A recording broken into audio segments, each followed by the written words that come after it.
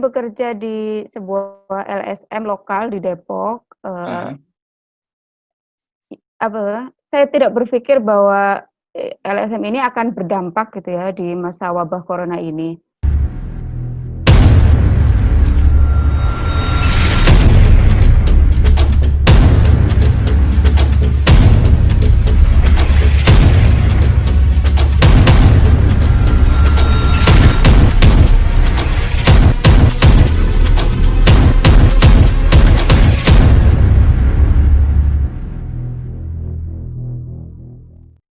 Selamat makan malam.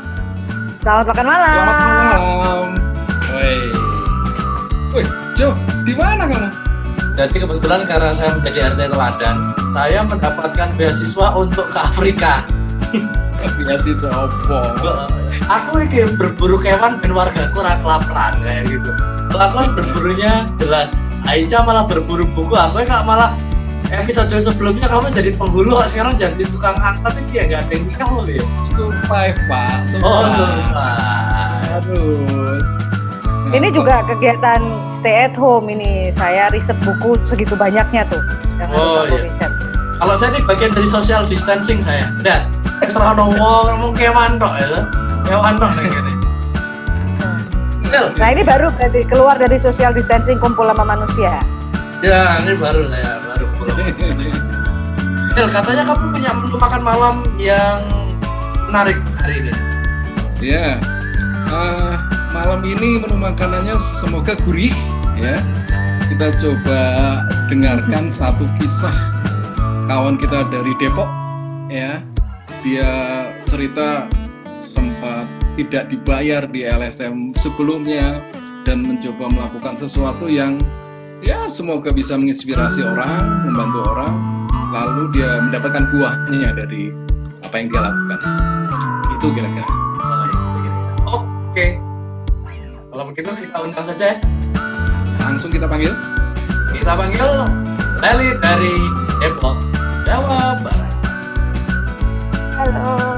Selamat makan malam. Makan malam. Ya, selamat makan malam.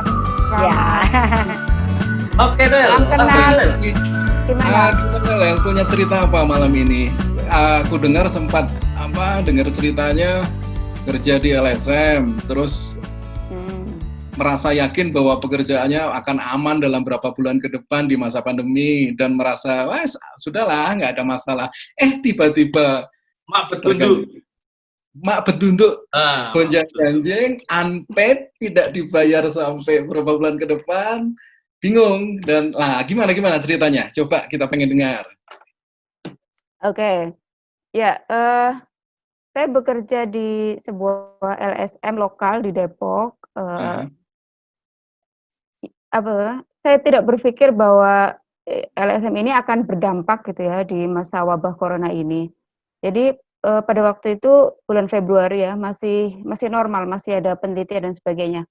Saya bertemu dengan teman saya, teman kuliah, dia peneliti biologi.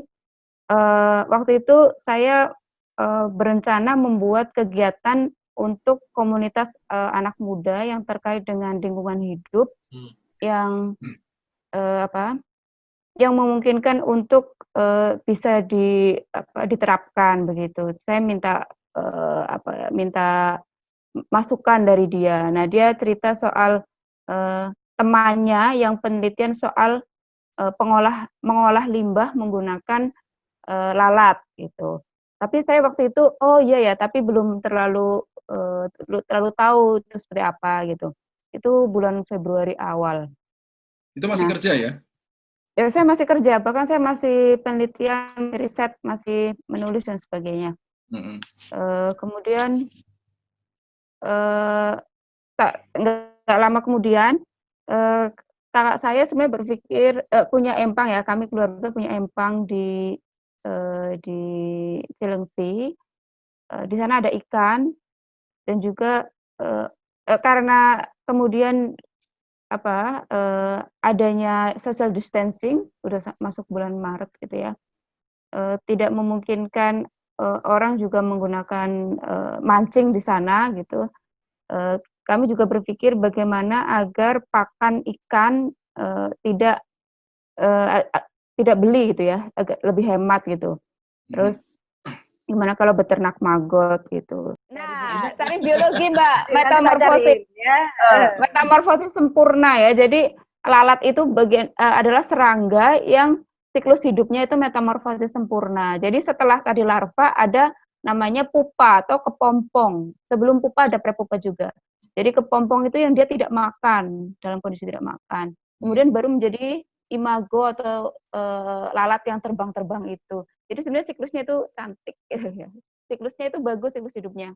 Bagus yo. Nah, baru kali ini aku ngomong, uget-uget bagus loh, cantik loh, Mas. Aku juga. Berarti besok, tapi biasanya orang yang tempat sampah tuh, berarti besok aku buka tempat sampah. Halo, kalian cantik loh. Iya, bagus beneran. Saya ambil kecil, saya foto, saya ukur, saya. Orang biologi beda cuy ya. Iya. Beda. Oh ya, jadi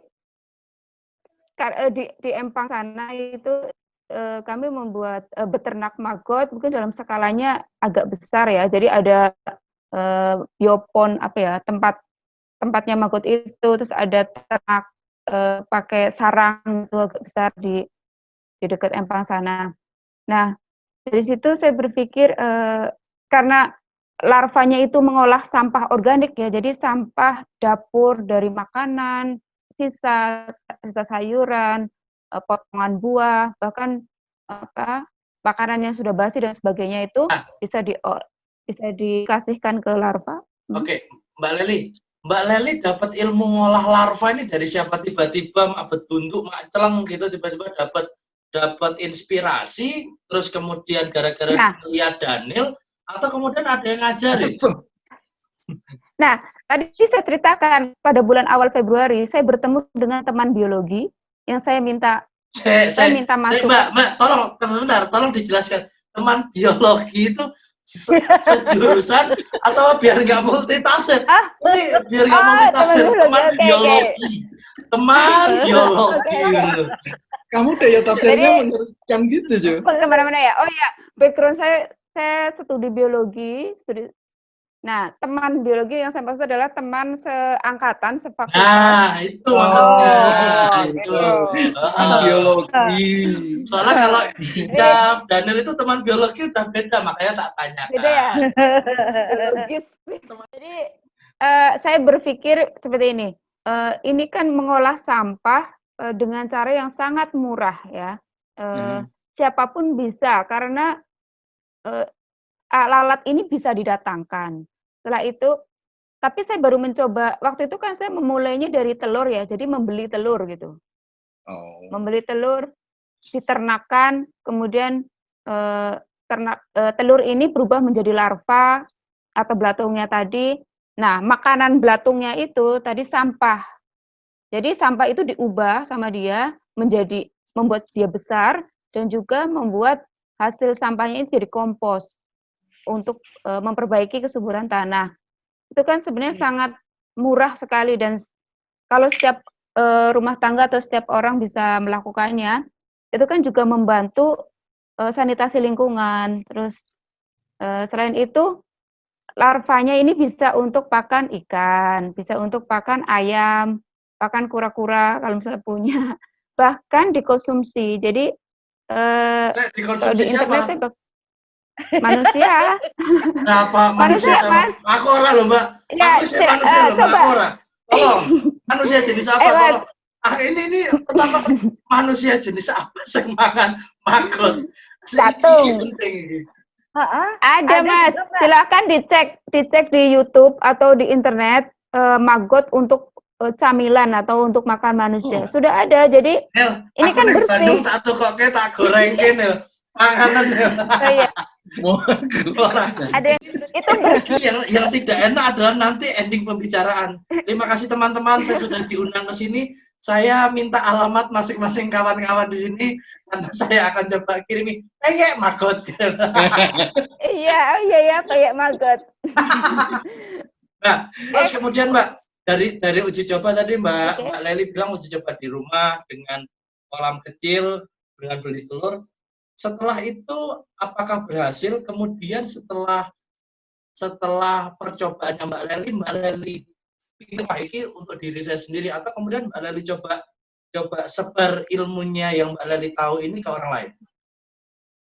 Nah, jadi saya berpikir bahwa ini bisa diterapkan ke orang lain ya. Makanya saya membuat semacam mempraktekkan skala minimalis, skala paling kecil. Kalau skala besar kan nanti itunya besar, butuh bikin kayu-kayu yang besar. Nah, kalau skala minimalis kan butuh kotak, bahkan kotak bekas itu nggak apa-apa, kotak kecil gitu. Nah, tadi yang saya coba ternaknya itu kan ternak lele yang di rumah. Yeah. Jadi untuk pakan, kenapa Mbak? Untuk pakan lele. Bayangin, kamu fokusnya di jadi ngebayangin itu apa namanya, sesuatu yang nggak kita kira sama sekali itu bisa karena gini menarik gitu loh. Perempuan, jadi ini menarik loh, perempuan mau wedok tapi dolanannya udah gitu loh. Ini ekstrim loh ini. Saya sudah hampir sebulan. Mbak dolanan sing liya Mbak tak kei dolanan wis. Nah, justru ini karena orang ini di luar arus. Orang kalau mainannya apa, ini mainannya nggak mainstream. Kalau ternak sapi udah biasa ya, jadi ini ternaknya ternak lalat. Nah kan, jadi apa tadi itu? Jadi sudah sebulan lebih ini kami nggak beli pakan lele ya.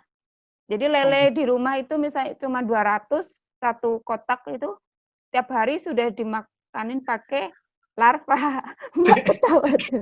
Kamu Ini dari larvanya nih.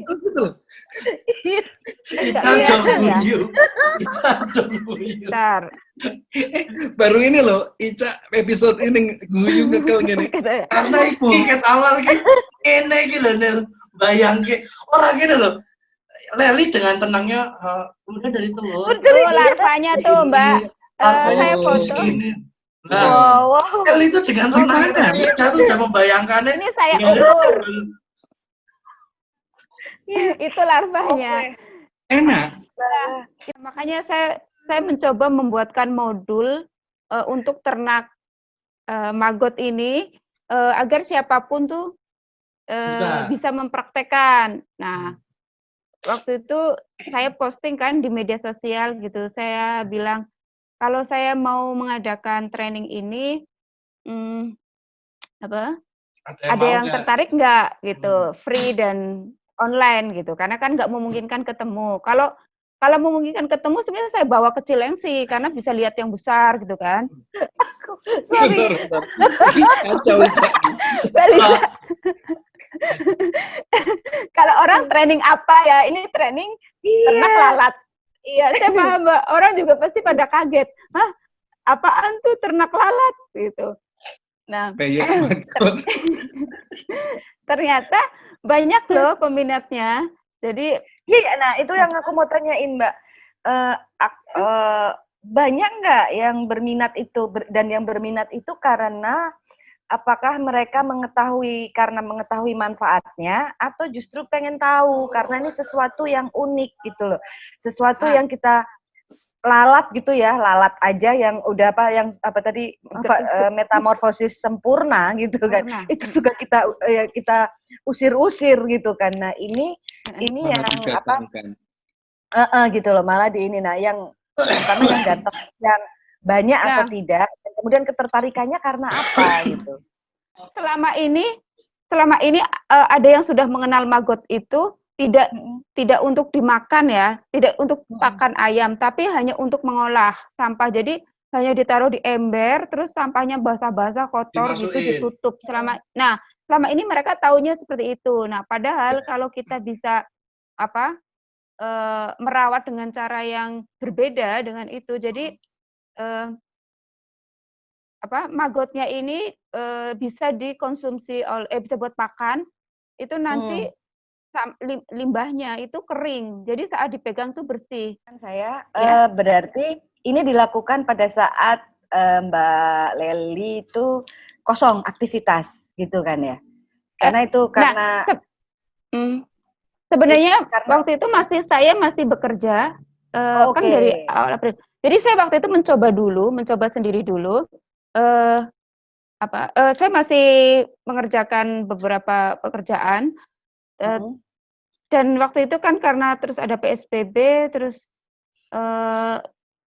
karantina wilayah ya, lockdown di mana-mana. Kemudian waktu itu kan sempat mungkin orang-orang seperti kaget ya, karena seperti pekerja transportasi online ataupun supir dan sebagainya kan tiba-tiba mendadak tidak bekerja ataupun bekerja berubah gitu penghasilannya. Nah saat itu saya masih bekerja biasa, cuma work from home dari rumah gitu. Nah waktu itu saya semacam punya komitmen untuk membantu orang tiap hari. Jadi membeli makan lah untuk orang lain. Terus kalau saya pesan makanan pasti saya belikan juga untuk ininya. Terus juga membantu beberapa orang. Dan saya seperti komitmen, karena saya bisa bekerja dari rumah, sementara mungkin mereka tidak bisa dan sebagainya, makanya saya coba membantu. Nah waktu itu kalau soal Magot ini saya masih mengerjakan, tapi belum memang saya niatnya mau training online dan free gitu. Tapi kemudian ternak Magot berusaha share ke orang melalui sosmed dan kemudian ada orang-orang yang tertarik. Apa yang Mbak Leli coba berikan ke mereka? Tutorial kah? Kemudian langsung praktek on the spot kah? Atau gimana? Dan ini mereka gimana? Dan respon mereka gimana? Aduh Mbak, jijik atau gimana gitu? Saya masih bikin modulnya dan menyelesaikan satu siklus hidup. Menyelesaikan satu siklus hidup larva ini, karena seandainya mereka ada pertanyaan, saya tahu betul. Jadi saya selesaikan dulu satu siklus. Kalau yang saya catat 18, tapi kemarin bilang dari Aceh itu ada 50. Pada intinya mereka tertarik karena selain untuk mengolah sampah, juga untuk pakan itu. Dan mereka bisa sebagai penunjang ketahanan pangan ya. Kalau kita bisa punya ikan, walaupun sedikit, kan tidak perlu memberi makan ikan itu dengan cara Magot ini. Mbak Leli tadi mengatakan Magot ini bisa untuk menunjang ketahanan pangan, gitu kan? Kalau bicara itu hitungan kasar saja Mbak, gitulah. Letak menunjang ketahanan pangan itu apakah dengan beternak ini terus kemudian dijual bisa menghasilkan keuntungan atau memberikan efektivitas terhadap proses ketika kita punya ternak gitu loh. Keuntungannya di mana menunjang ekonomi? Nah, keuntungannya karena kita punya ternak. Jadi misalnya di rumah juga ada ayam 4 ya. Jadi kita beternak ayam atau beternak ikan, beternak lele, kita menjadi tidak membeli pakannya. Setelah Mbak Leli kemarin ketika masih kerja, masih punya duit ngebantu orang dengan Mbak Leli bisa lakukan kayak tadi bikin makan or something. Tapi kemudian setelah nggak kerja, tabungan menipis, tapi kemudian Mbak Leli masih bisa ngebantu orang dengan cara kayak tadi sharing ilmu dan sebagainya. Apa yang Mbak Leli rasakan di dirinya Mbak Leli? Oh ternyata semakin bersyukur, oh ternyata paradigma berpikirnya berubah atau apa yang Mbak Leli rasakan di internal dirinya Mbak Leli? Iya ya, ya bagian dari cara bersyukur adalah membantu orang lain ya. Jadi kita bisa bekerja di rumah sehat, tidak harus keluar-keluar, itu udah salah satu keistimewaan. Nah, adanya keistimewaan ini kan kita harus bersyukur. Nah, caranya bersyukur tidak hanya terima kasih Tuhan, nggak cuma seperti itu, tapi bagaimana agar orang lain juga bisa belajar dari mungkin hal kecil ya soal pakan Magot itu gitu. Saya merasa ketika kita membantu orang ya mungkin tanpa perlu berpikir apa yang akan kita dapatkan gitu. Saat kita dalam situasi yang butuh bantuan mungkin ya, atau saat situasi terpuruk gitu, ada saja jalan dibantu oleh alam ini gitu. Si Daniel mana ini kok tiba-tiba ngilangnya muntah, membayangnya ketuket jauh muntah tiba-tiba macling kayak gitu. Dia kayak jin aja terus kemudian. Mbak Leli, Aku mau nanya Ya, lagi. Mas Jo. In case, hampir semua narasumber aku coba tanyakan seperti ini. In case corona ini dan kondisinya tidak berhenti, artinya masih sampai setahun depan, masih setahun lagi, 2 tahun lagi, yang artinya mungkin saja pekerjaan-pekerjaan kita yang lama tidak bisa kembali lagi seperti semula. Apa yang Mbak Leli sempat pikirkan untuk kemudian ke depan beradaptasi dan bertahan hidup, untuk menggantungkan sumber pemasukan dan sebagainya? Apa yang akan saya lakukan ya, saya belum tahu, tapi mungkin saya akan menjual tulisan kali ya, kalau laku. Mbak Leli, saya jadi penasaran ini Mbak. Mbak Leli pernah mengalami sebuah situasi di mana sampai sama seperti tadi gara-gara COVID kan terus kemudian jadi unpaid gitu kan. Pernah nggak mengalami situasi yang hampir sama sebelumnya?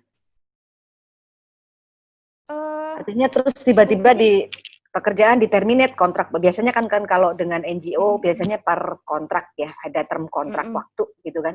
Terus kok kontraknya tiba-tiba terputus atau sebelumnya sudah pernah nggak? Kalau terputus enggak ya. Sebelumnya saya bahkan freelance sempat dari 2014 ya.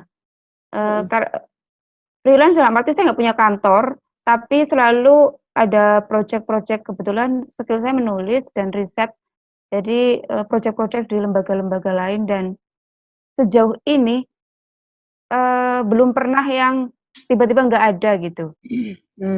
Jadi selalu ini pertama kali yang kemudian nggak ada, dan kemudian akhirnya terpikir untuk metode cara menarik kebaikan untuk kita adalah kita dengan memberikan kebaikan ke orang lain. Seperti itu ya Mbak ya? Iya, tapi sebenarnya nggak diniati agar ini loh Mbak. Jadi maksudnya, jadi saya melakukan kebaikan bukan karena saya unpaid ya. Tapi sebelum unpaid kan saya sudah melakukannya. Jadi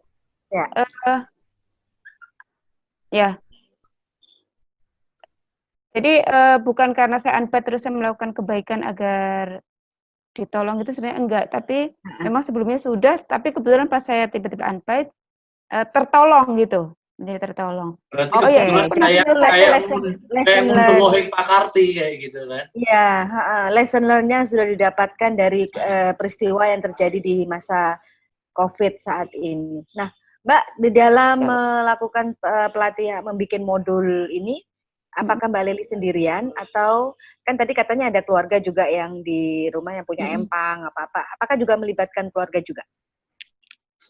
Kalau apa? Buat modul. Ya, pembuatan modul dan untuk modul yang pelatihan.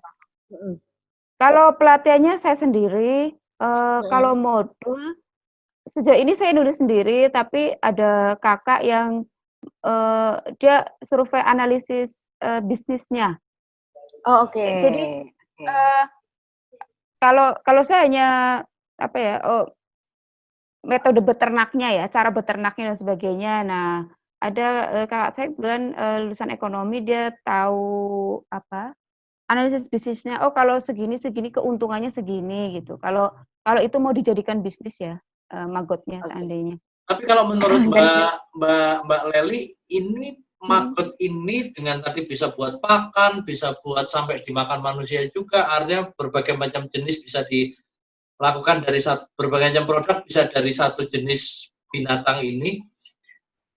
Ini bisa menjadi bisnis yang menjanjikan nggak ke depan di tengah kondisi seperti ini menurut Mbak Leli?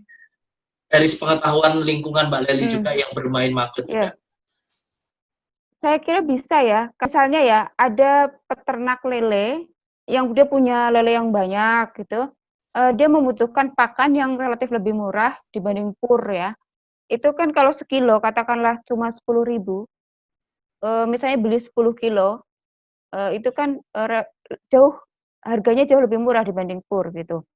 Nah, itu jadi memasoknya besar. Jadi kalau mau ternak besar, memasoknya ke para peternak lele atau peternak ikan lainnya itu dalam jumlah besar. Atau kalau mau dijual kering, itu juga butuh banyak ya. Kalau dijual kering, sekilonya di atas 75.000 karena kalau dikeringkan itu enteng ya jadinya. Iya. Kalau banyak. basah kan berat. Jadinya. Nah, kalau lihat pasarannya sih sejauh ini akan selalu dicari, bahkan bisa diekspor. Yang mahal itu telurnya. Kalau telurnya misalnya, itu. sorry aku tahu. Kalau misalnya tidak ada pandemi, apakah Mbak Leli akan terpikir untuk bikin pelatihan seperti ini? Enggak. Mungkin Mbak, karena ya, tapi mungkin nggak sejauh ini ya. Hanya berpikir bagaimana mengolah sampah, karena saya di awal tadi kan cerita bulan Februari saya bertemu dengan teman biologi, teman yang sesama kuliah biologi. Sama biologi. Ya, mencari tahu apa kira-kira yang bisa dibagi pada komunitas anak muda untuk mengolah sampah. Jadi awalnya memang cuma berpikir mengolah sampah, tidak sampai ternyata manggotnya itu bisa dimanfaatkan untuk pakan gitu loh. Jadi mungkin kalau tidak ada COVID ini mungkin cuma berpikir untuk pengolahan sampah itu. Tapi karena ada COVID ini kan menjadi intens ya. Saya tiap hari ngurusi maggot ini. Maksudnya tiap hari siang, pagi, sore saya pakanin sendiri, saya catat sendiri. Ya bahkan saya juga kadang-kadang kecilengsi ya, karena agak jauh sih ya, 2,5 jam.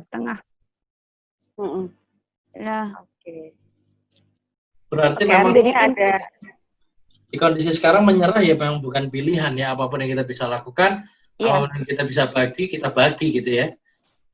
Dan satu lagi, kondisi seperti ini ternyata menimbulkan sebuah inovasi gitu. Melahirkan sebuah inovasi yang mungkin tidak terpikir sebelumnya gitu. Iya. Jadi Mbak Leli siapa tahu bisa menjadi ahli maggot di Indonesia. Nanti tadi kalau dengar ceritanya setiap hari mengukur, karena kan tadi katanya kuat di tulisan sama riset gitu kan. Nah, ada inovasi baru juga yang akhirnya muncul di situasi keterbatasan saat ini ketika sudah dirumahkan gitu kan. Nah, tapi sebagai perempuan, mohon maaf Mbak Leli, kan sebagai stigma perempuan itu lembut, halus, mainannya nggak yang jijik-jijikan. Nggak terima, jangan Mbak. Kan aku bilang stigma tadi. Nah, tapi Mbak Leli nggak ada jijik, nggak ada malu gitu ya dengan sekarang mainan maggot ini, nggak ada ya? Hei, kamu habis dikejar Satpol PP mau ya hilang? Bukan, dia dikejar maggot. Oh, dikejar maggot. Sorry. Tadi ada Satpol PP. Malu itu sama sekali enggak loh. Kenapa harus malu ya? Betul. Mainan lalat gitu malu gitu enggak? Entah karena saya punya background biologi atau memang saya enggak tahu ya. Tapi saya nggak pernah berpikir ini sesuatu yang jijik atau malu gitu, enggak. Oke. Malah setiap hari selalu ada hal yang saya menjadi belajar baru. Saya bahkan karena ngurusin maggot ini, saya menjadi tiap hari sering baca jurnal ilmiah lagi, jurnal biologi. Sebelum kita ending sesi ini, Mbak Leli boleh dong dikasih pesan-pesan buat teman-teman muda di sana yang kemudian menghadapi pandemi ini, yang juga mungkin ngalamin kayak Mbak Leli, sempat unpaid, sempat nggak punya kerjaan, bingung mau ngapain, kasih pesan-pesan dong buat teman-teman di luar sana yang kondisinya sama. Aduh, pesan apa ya? Mungkin sebenarnya